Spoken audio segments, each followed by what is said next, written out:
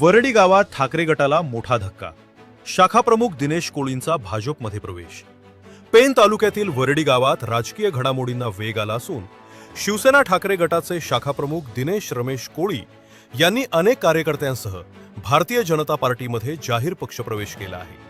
वैकुंठ निवास येथे झालेल्या या कार्यक्रमात आमदार रविशेठ पाटील यांच्या कार्यप्रणालीवर विश्वास व्यक्त करत तसेच भाजप रायगड जिल्हा महामंत्री वैकुंठ पाटील यांच्या नेतृत्वाखाली तसेच नरेश कोळी महाराज, राजन कोळी, जी.डी. कोळी, आप्पा पाटील आणि रामचंद्र म्हात्रे यांच्या माध्यमातून हा प्रवेश पार पडला.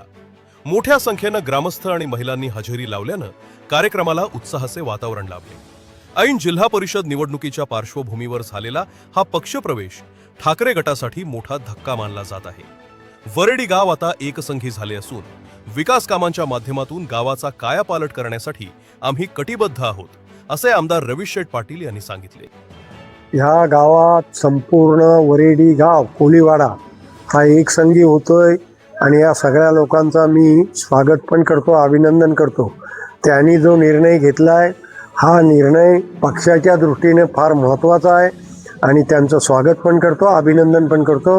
यांना अशाच पद्धतीनं जी काही विकास कामं असतील ती त्यांची केली जातील आणि यांना झुकतं माप दिलं जाईल.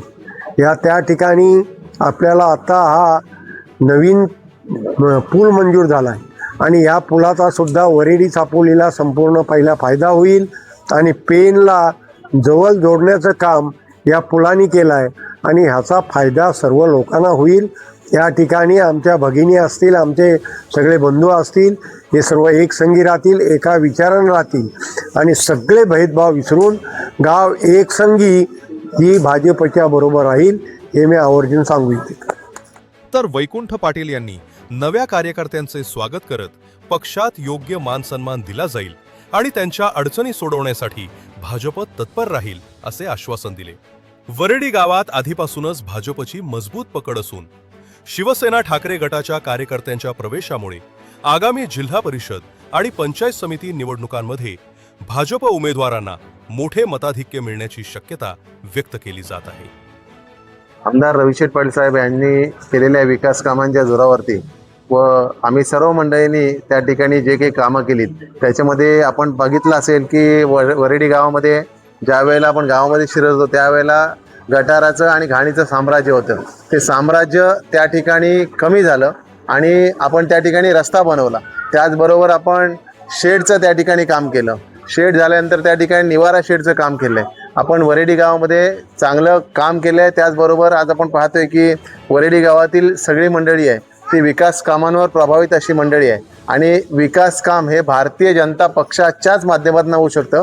कारण केंद्रामध्ये नरेंद्र मोदींचं सरकार आहे, राज्यामध्ये देवेंद्रजींचं सरकार आहे आणि आज जिल्हा परिषदेवर सुद्धा भारतीय जनता पक्षाचंच सरकार राहणार आहे. त्याच्यामुळे विकास कामांच्या जोरावरती या सर्व मंडळींनी प्रवेश केला आहे. या सर्व मंडळींचा या ठिकाणी मान सन्मान राखला जाईल. पक्षामध्ये त्यांना झुकतं माप दिलं जाईल. पक्षामध्ये जी काही कामं असतील ती कामं केली जातील.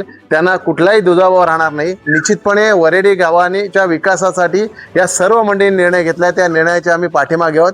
आपण सर्व मंडळी या ठिकाणी ज्या प्रकारे भारतीय जनता पक्षावरती आपण विश्वास दाखवलात त्या विश्वासाचा निश्चितपणे सार्थक आणि त्याप्रमाणे आम्ही तुमच्या पाठीशी राहणार आहोत, असे या ठिकाणी आपल्याला अभिवचन देतो. आपण पाहत आहात शिवतेज समाचार न्यूज चॅनेल.